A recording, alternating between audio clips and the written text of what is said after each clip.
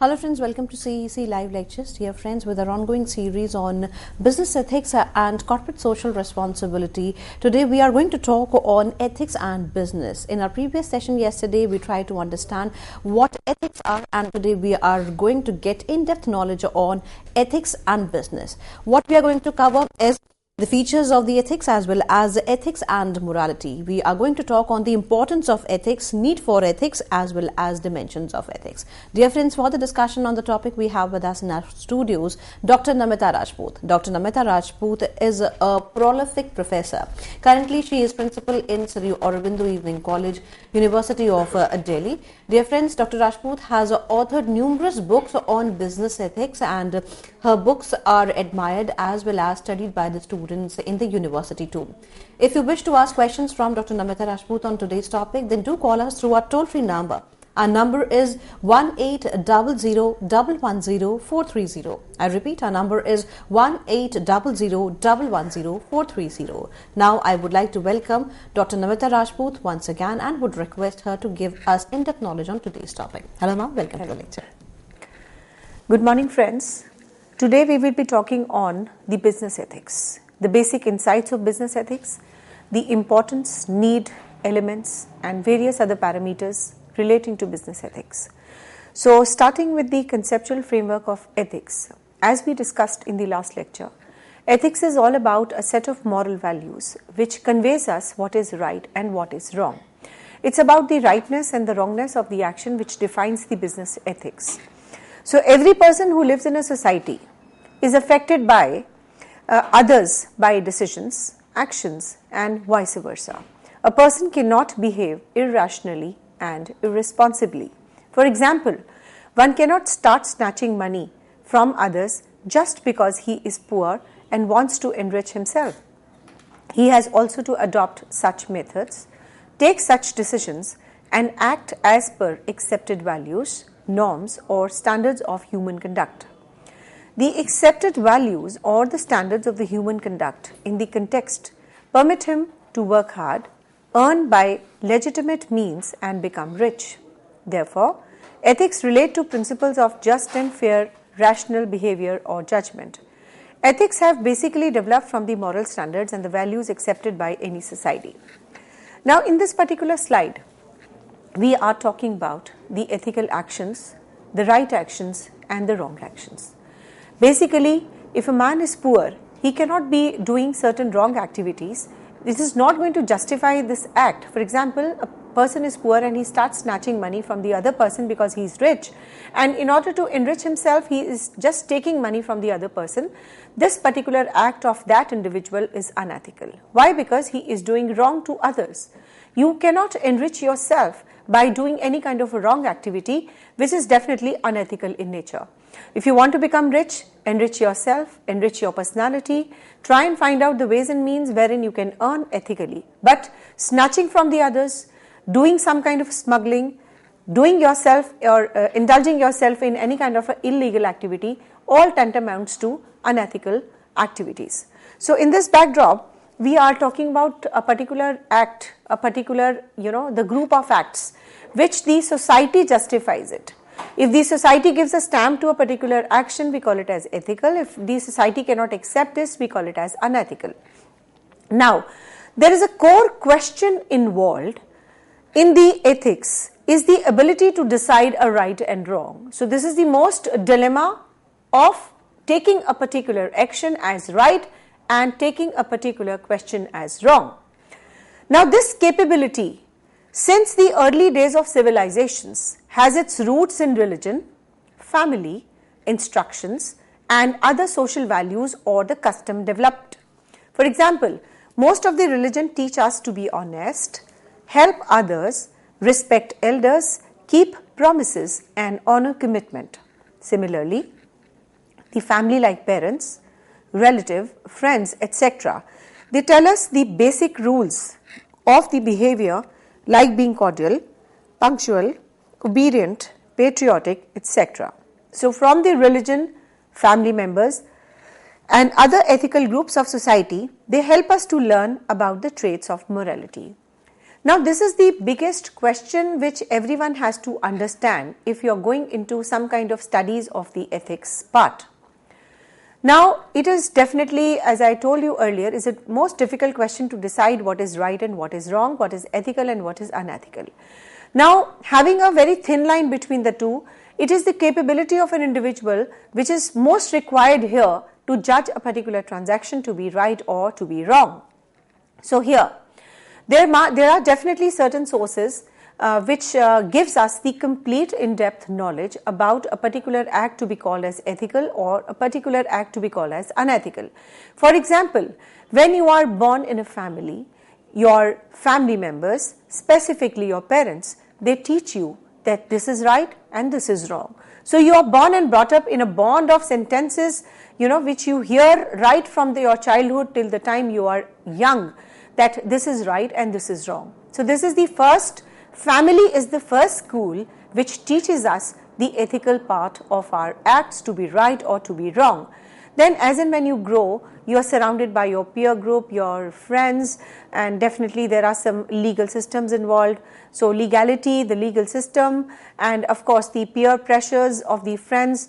Sometimes, because of your religion, your family members, you are indulged in wrong activity because you have seen them doing certain wrong things.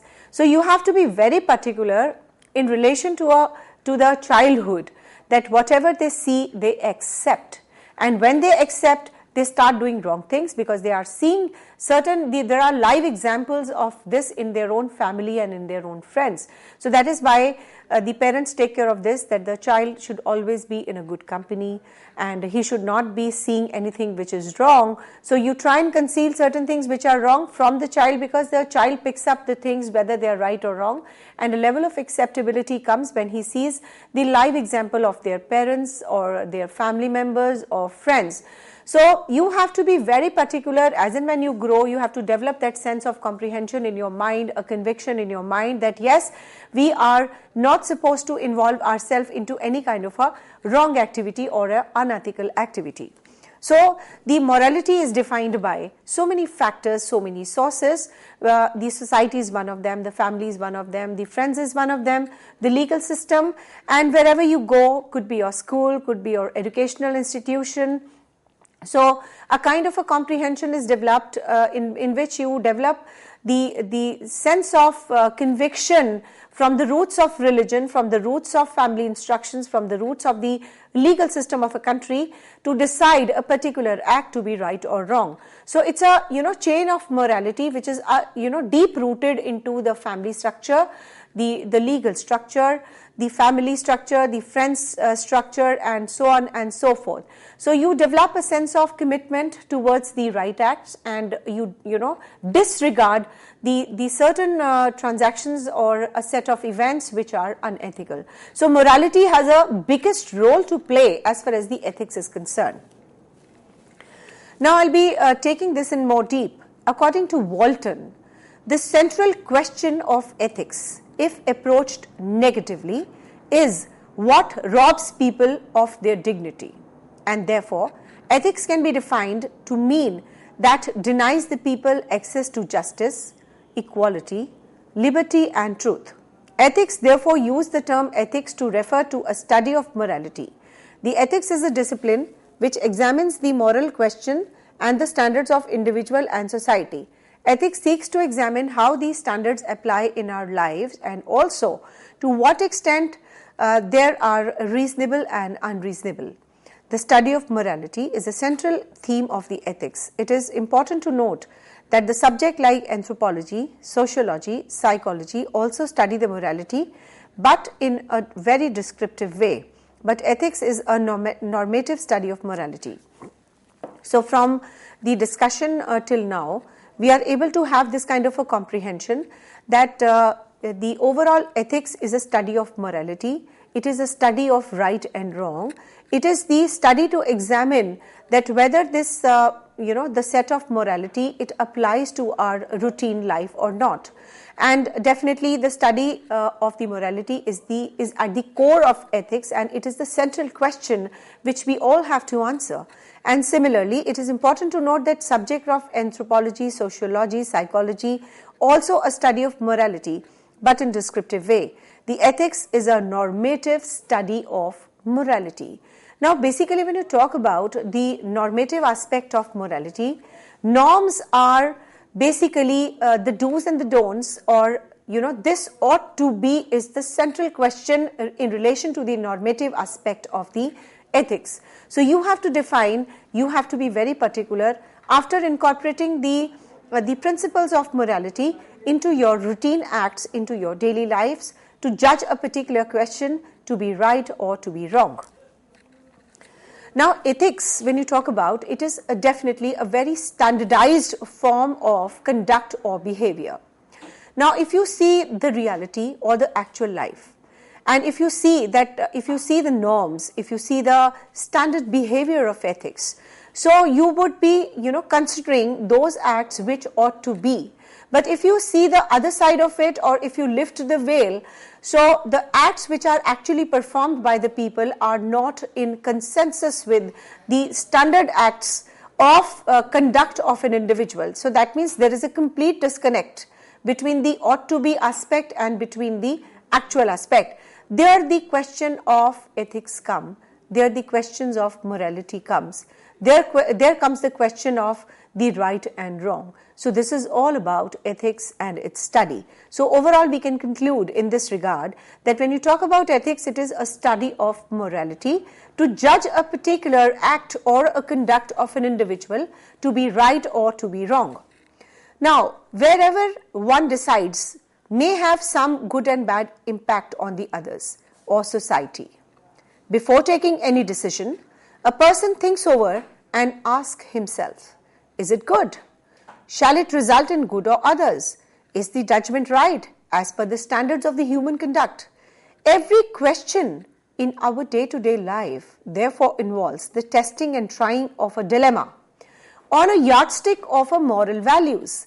Ethics relate to a behavior of a person or a group of person and its impact on others.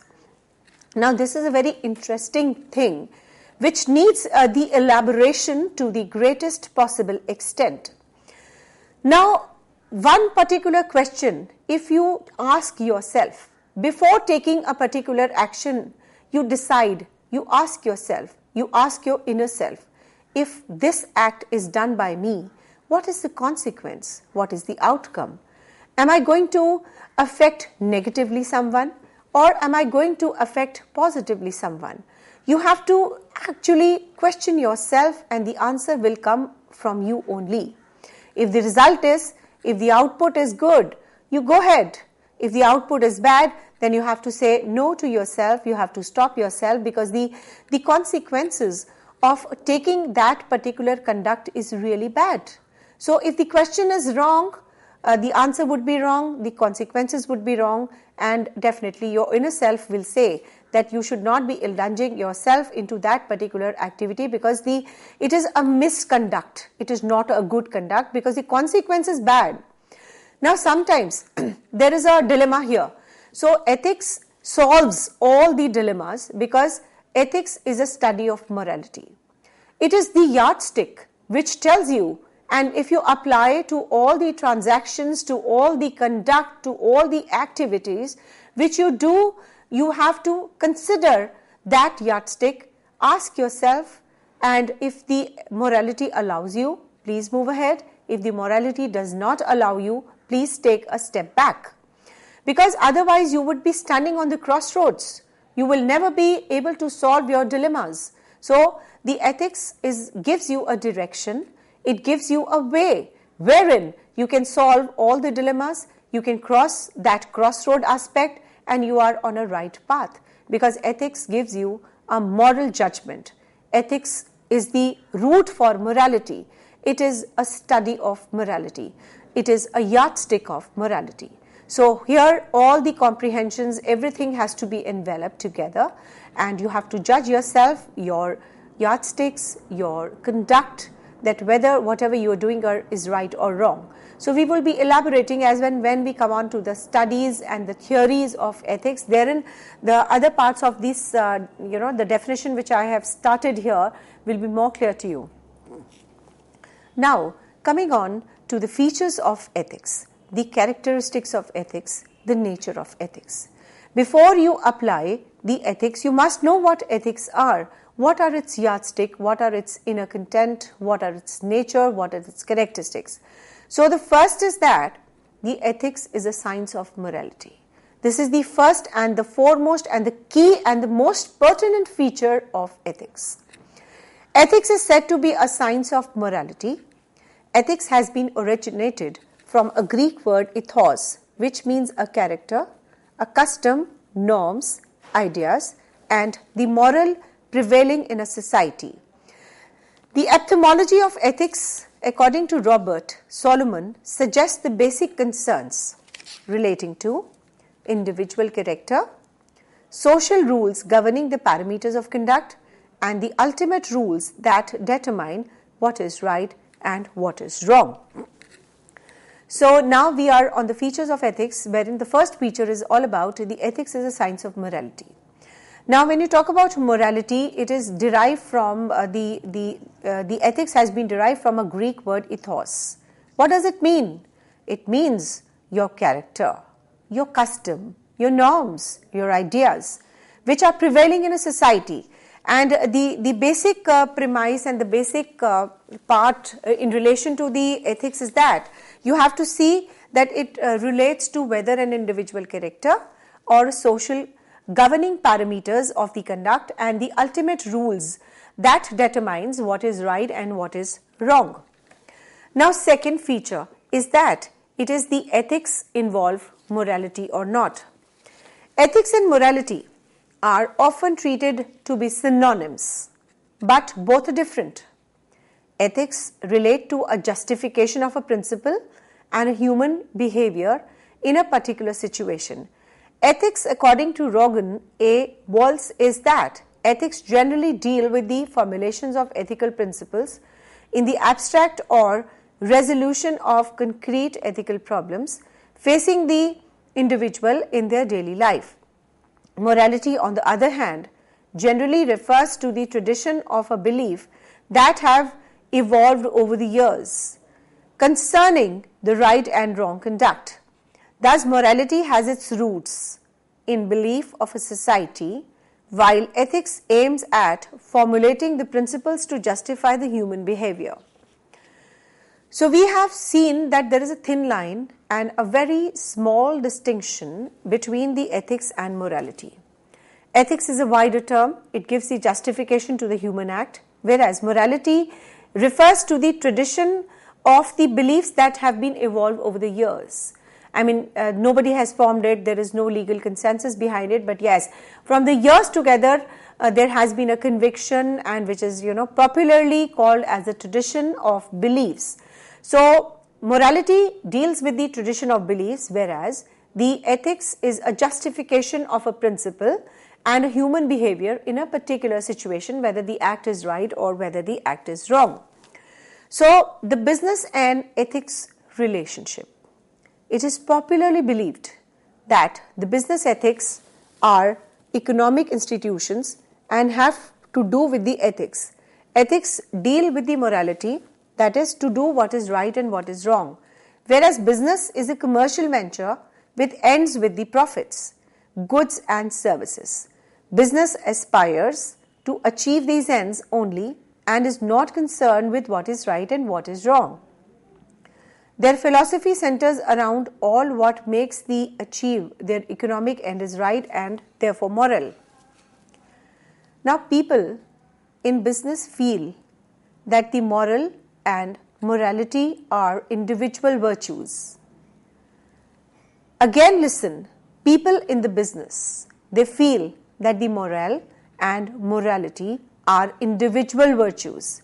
Several scandals, frauds, economic crimes are being justified on the above premises. Another form of this indifference in the business towards society is reflected in the environmental hazards like pollution, global warming, etc. For example, there are several rivers in several countries which has been polluted by industries to the extent that their water is not suitable even for irrigation. So, It's an immoral business. The view of majority of people towards the business entities has been termed by Richard T.D.E. George as myth of immoral business. He defines immoral not as being immoral, rather immoral means not being concerned with morality. However, the myth of immoral business is losing ground gradually, and following factors bring out the justification of immoral business myth. The pressures, formation groups like environmentalists and consumers. They are the people who, create a lot of public pressure to change a particular situation. Formation and adoption code of the business, enforcing the values on the business, public accountability by surfacing the scandals and economic crimes. Thus, business is also moving closer to a value-based and ethical conduct so that it attains its economic ends without harming the society and its interest. Now coming on to the most important, pertinent part of the lecture, that why ethics is important. What is the importance of ethics? The first is that it regulates the human behavior. As I have already told you, that whatever are the actions and the conducts of an individual, ethics gives you the yardstick on the basis of which we judge about the rightness and about the wrongness of an action. Because ethics is all about a study of morality, which is derived from so many sources like the family structure, the legal structure, the friend structure, so on and so forth, like the social structure also. So when all the moralities and everything is enveloped, we call it as a study of morality, and this is what is called as ethics. So when you apply the ethical principles, the ethical aspects, the moral justification to any of your conduct or a particular activity or an act, then we would define it that you are able to regulate the human behavior. So ethics serves as a regulatory force for the conduct of the mankind. These stop people from taking any kind of a hasty, irrational and unbusinesslike decisions. Ethics also help to bring a moral standards in the business dealings. Second, it helps to improve the image and goodwill. Business enterprises which follow the ethics, they improve their image in the eyes of public and also command a goodwill. So till now we have discussed the importance of ethics. The first aspect is that it is able to regulate the human behavior because it is termed as a yardstick on the basis of which we judge the actions in relation to trueness and the wrongness of an action, or goodness and the badness of an action. So this gives you a threshold limit, this gives you the parameter, and this gives you a yardstick to judge whether the conduct or an activity or a decision is right or wrong. Then followed by, if you are taking the ethical decisions, if you are taking into consideration the moral justification or incorporating the moral factor or a moral flavor into your decision making, it adds to the reputation of the business, and everyone will have a very good image about your business that yes, they are doing basically the transactions which is acceptable to the society, they are doing no harm, they are being benevolent, they are being helpful for the society. So these two are the most important benefits of the ethics. Now it also gives you the benefits in the long run, because slowly and steadily, if you are ethical always, you are following the moral judgments, you are incorporating the overall help factor and doing no harm to the society, so you'll be able to build that image, that reputation, and this is definitely enduring in nature, and of course it is going to fetch you more economic benefits. The next is, it promotes a balanced growth. Business ethics help to promote overall and the balanced growth of the business. People who follow the ethics do not indulge in a short-term tactics like misleading advertisements, overtrading, excessive borrowing, etc. Businessmen, they avoid a cutthroat competition and resort to the fair competition. Now, basically, it helps in promoting the balanced growth is a very, very important factor and the feature and the importance of the business ethics. Why? Business ethics helps in the overall and the balanced growth. Everyone knows that. People who are ethical and they are not involving themselves into any kind of an antisocial activity like black marketing, hoarding, etc., any kind of a misleading statements or excessive borrowing from the people. So, overall, you are into a fair competition with each other. And you are able to promote the competitive true essence of the competition, and of course by this you will be able to have a balanced growth in the future, the long-term benefits in the future. You're able to regulate the human behavior, and last but not the least, you're able to make the goodwill and the reputation of the business. So I hope the overall conceptual framework of ethics is very clear to you. So let me just quickly give you the conceptual framework of what business ethics is. The core, the aspect of the business is morality. So if you are putting the ethical aspects, the moral judgment, the basic morality into the business decision making, we call it as business ethics. And of course, the heart is always a morality or a moral judgment. And basically, when you refer to a standardized act of an individual in which you are able to judge the rightness and the wrongness of an action, we call it as a moral judgment or a right act or a wrong act. So every question, before you take every conduct which you do, you have to, consider that yardstick first, that whether your action is not going to harm anyone or not. Then we started with the features of business ethics. That first is that it is a moral science, and of course it involves the morality, and there's a very close relationship between the ethics and the overall aspects. Then we started with the importance of business ethics. The first is that you are able to control and regulate the human behavior, followed by you're able to build the image and the reputation of the business. It is definitely going to give you the enduring benefits or benefits at the long period, and last but not the least, it promotes the balanced growth. With this note, thank you, ma'am. Thank you so very much for giving us this productive session. Friends, we have a lot for you, so you are requested to be with us as we are going to be with you after a short break. Thank you so very much.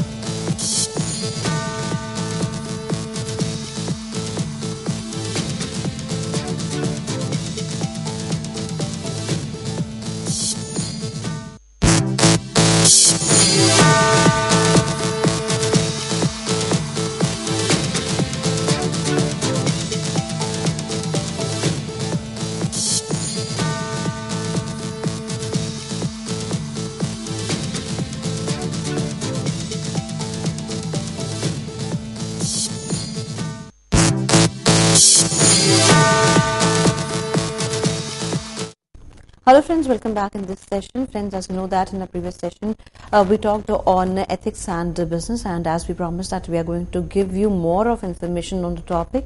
So here we are, and we have with us in our studio Dr. Namita Rajput, who is going to talk on the elements of the ethics, social contract theory, the need of ethics, as well as arguments in favor and against. Friends, if you wish to ask questions from Dr. Namita Rajput, do call us through a toll-free number. Our number is 1800-110-430. Now, I would like to welcome our guest, Dr. Namita Rajput, and would request her to continue further. Okay. In the earlier part of my lecture, I gave you the basic insights, the meaning, conceptual framework, etc. of the business ethics. Now, we will be moving forward in relation to social contract theory, the need aspects of the business ethics, etc. Now, as you all know, we are living in a globalized and cosmopolitan modern world, which is the era of information, the era of industrialization, etc. So, owing to the industrialization and the growth process, there is a sea change in the kind of business we used to do in the yesteryears, the relationships of the business society, etc. So people have started preferring the machine-made goods rather than man-made goods because they are relatively cheaper in nature. So the social, political and other environmental aspects are different to what was present in the yesteryears. So it is accepted that the business enterprises, which are essentially the group activities, are systems of control. Now, according to the business ethics, ethics are applied ethics. Business ethics area, specialized study of morale, right or wrong in the context of the business entities and their policies and behavior.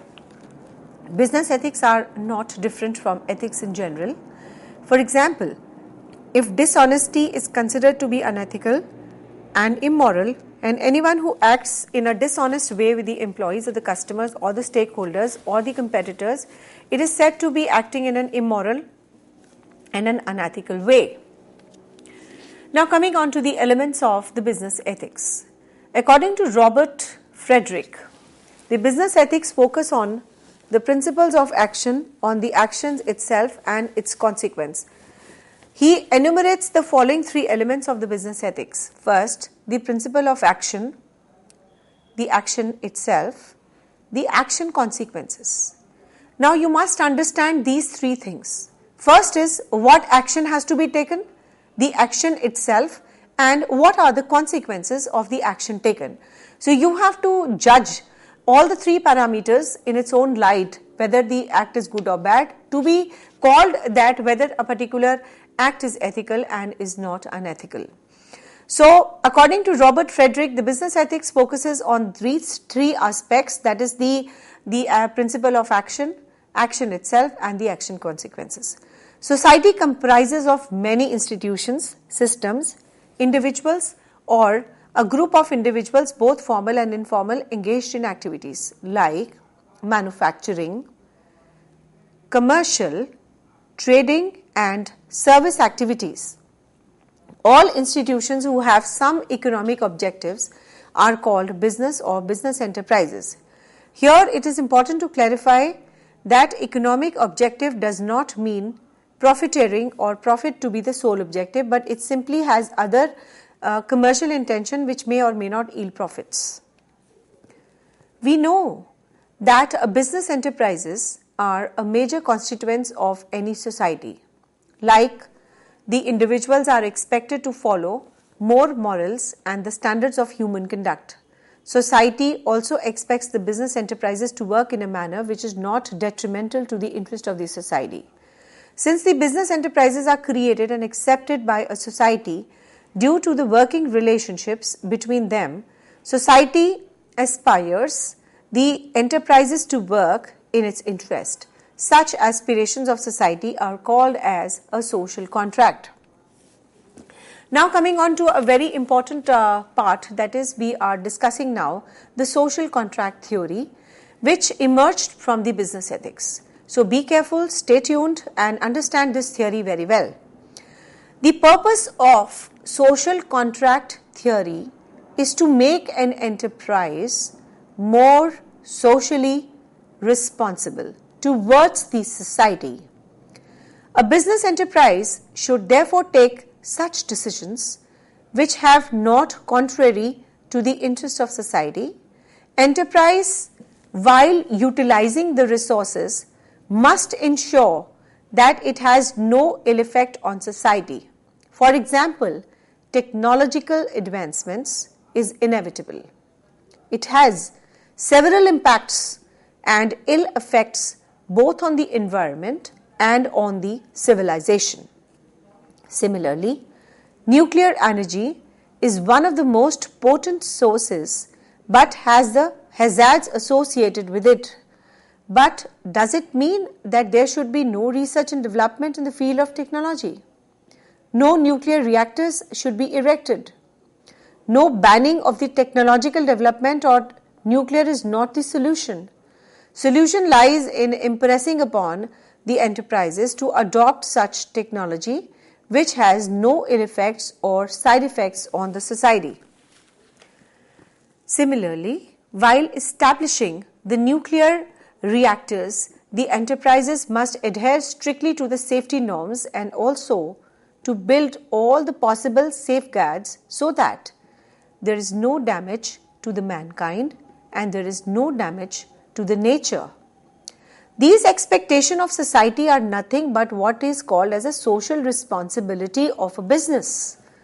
The social responsibility of a business is not for the welfare of society, but along with this, if the enterprise avoids it, the basic survival is in danger. Let us recall the lack of safety norms in gas storage tank of Union Carbide Limited at Bhopal, India, due to which the gas leaked in 1984, which led to the deaths of the thousands of people and the several diseases to the millions of people. So here everyone has to understand that when you talk about a social contract theory which has been emerged from the business ethics, you have to very, very clearly understand that you cannot do any act which is detrimental to the benefits of the society at large. You have to judge your actions, your consequences, your conduct before taking it, that whether and eventually the impact of those transactions is good for the society or bad for the society. So, if the advancements are inevitable, you must scrutinize it, you must examine it before conducting it. For example, when you are setting up an industry, you must see the ill effects which you are going to put on the environment, because we are having only one planet, that is planet Earth. We do not have planet B. So if you are going to do something which is detrimental to the planet at large or the society at large, this act will not be appreciated by anyone. So no nuclear reactors will be erected unless and until you take care of the safety norms and you do it in a particular, control situations. Then similarly, while establishing the nuclear reactors, the enterprises must adhere to the safety norms, and of course you have to build up all the possible safeguards so that there is no damage to the mankind and there is no damage to the nature at large. These expectations of the society are nothing but the social responsibility of a business. Whenever, whatever business transactions are taking place, be it the construction, be it the production, be it manufacturing, whatever you do, you have to do a certain kind of environmental analysis, and if the analysis report says yes, go ahead, only then you should go ahead. Otherwise you can do something about the reactions, the pollutants, and you have to chemically do some treatment in relation to whatever are the emittents or whatever you are emitting from your business activities. Before you just blow it in the environment and pollute the environment, you have to be very particular about these safety norms, etc.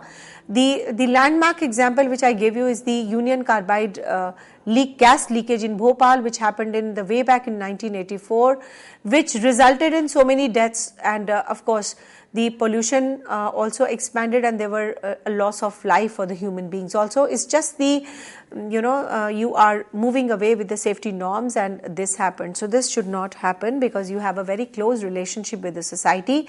It is because of the society that we are existing, so you cannot just bypass, you cannot just spoil, you cannot just pollute the environment at large. Now, in the result of the company lost its manpower, the company lost its manpower, the support from the society, and they had to pay a heavy compensation, and the whole thing was closed. The social contract is also reflected in the legislations controlling them. The government have enforced several laws to protect the environment, consumer right, and unethical business activities and the practices. Business ethics implies the interaction of the business and the business. Therefore, a business entity shall be ethical, and the people who are carrying it are able to manage it and work for it. Now, coming on to this aspect, the landmark example which I gave you, that is the gas leakage in Bhopal way back in 1984, wherein there was a loss of life, the safety norms were not followed, as a result of which there was a loss of reputation, there is a closage, the company was closed, people lost interest in that company, and of course everything was multiplied by 0. Now, we are also talking about, when you talk about the social contract theory, we are also talking about here the legal aspects and the legal regulations also. They are also part and parcel of the social contract theory. Why? Because if the rules are not strict and the do's and the don'ts are not followed, then of course everything will be bad here, and you will not be able to comprehend any kind of a thing. The business ethics implies the interaction of the ethics and the business. Therefore, a business entity shall be as ethical as the people who carry it and damage it and work for it. So business ethics implies the interaction of ethics and the business. Whatever you do, you have to see from the ethical lens. If the ethical lens says yes, do it. If the ethical sense says no, then treat it. Do it in a revised manner in which the ethical lens gives you a green signal. Therefore, a business entity has to be ethical, the people who are going to manage and work for it. So, environmental analysis has to be done if you're working for some kind of a industry which is going to have a kind of a pollution in the environment here. Now, what is a need of the ethics in business is a most important question to be scrutinized. We understand that ethics are crucial for an orderly conduct of an enterprise.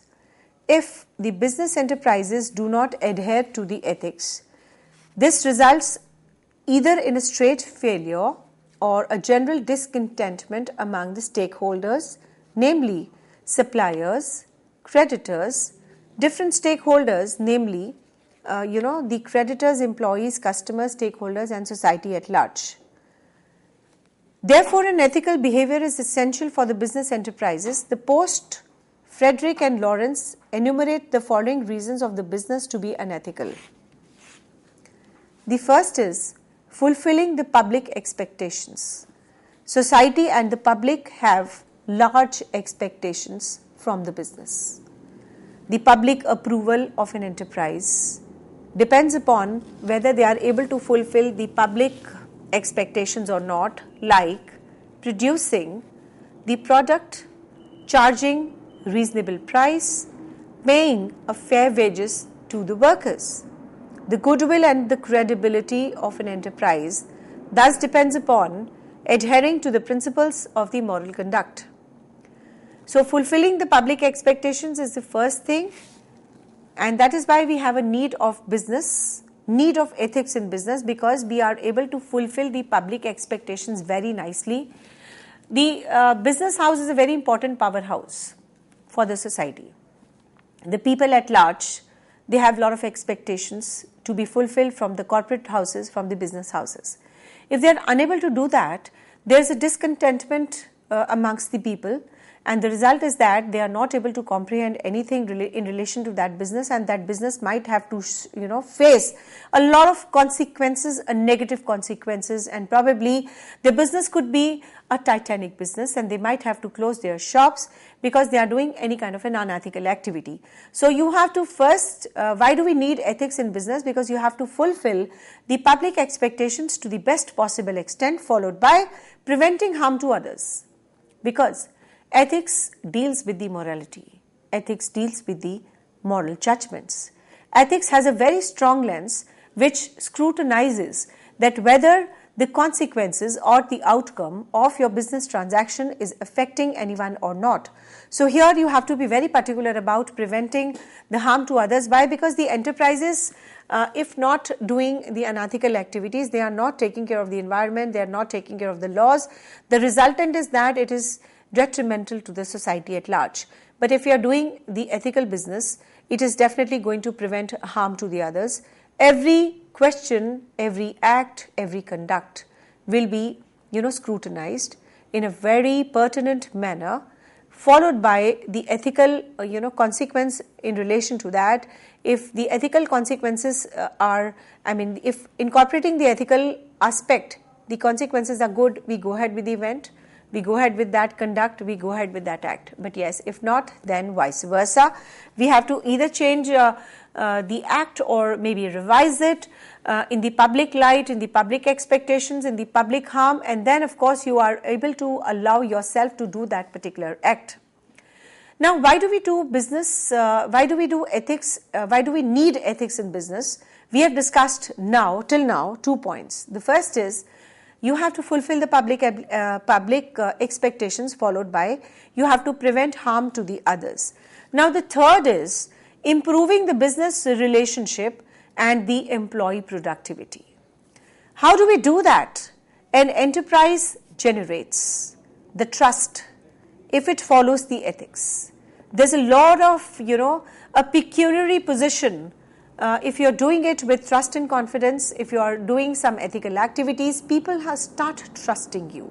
Why? Because their expectations are fulfilled. They're very confident that this business house is not going to damage us, and of course whatever is there is a win-win situation for everyone. Ethics help the enterprises to improve the relationship with the various segments of the society. And ethical management is the biggest motivator for its employee to put in their best while on work. The next is minimizing penalties. There are several laws in different countries which have been enforced to discourage unethical behavior, unfair competition, and unfair trade practices adopted by the enterprises. There are severe penalties are imposed on non-adherence of the laws like environmental laws, consumer laws, deceptive advertisement, and the lack of consumer services. Enterprises can minimize or nullify the penalties if they follow the ethics. Now, ethics is also propagated because it protects the business also. Adhering to the ethics helps to protect the business enterprises also, because from the unethical competitors and unethical practices like bribery, insider trading, etc. And the next is protecting the employees.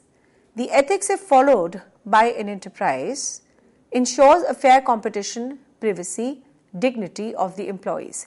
Ethics also form the enterprise to ensure a good working conditions, proper safety norms, hazards, operations, adhering the ethical norms and conditions.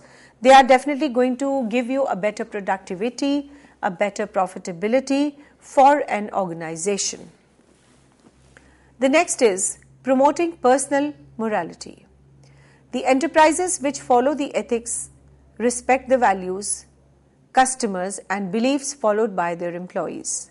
It generates the emotional security for employees.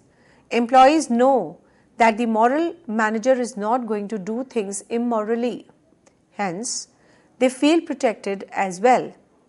Now, coming on to another area of ethics is about the dimensions of the business ethics. Business ethics are not mere preaching to be heard and praised. Rather, these are to be practiced in each functional areas of enterprises. The dimensions of the business ethics can be treated as follows. The first, business ethics relating to the production. Maintaining quality, adhering to the quality specifications, not to indulge in food adulteration, and some other examples of business ethics relate to production. Business ethics relating to employment. Not to discriminate on account of caste, creed, sex, backward caste, providing fair opportunities to the scheduled caste, scheduled tribes, backward classes, minorities, handicapped, and some other examples of business ethics relating to employment. Business ethics relating to work. The work ethics include strictly following a procedure or a method prescribed, observing the discipline and a secrecy, etc. Business ethics relating to a conduct. Ethics relating to conduct include observing the principles like honesty, truth, fairness in the conduct of business. The factors affecting and influencing the business ethics. Now, there are certain factors affecting the role of the business ethics, followed by the personal views and the values. The personal views and the values of the managers and other individuals working in an organization, they influence the business ethics.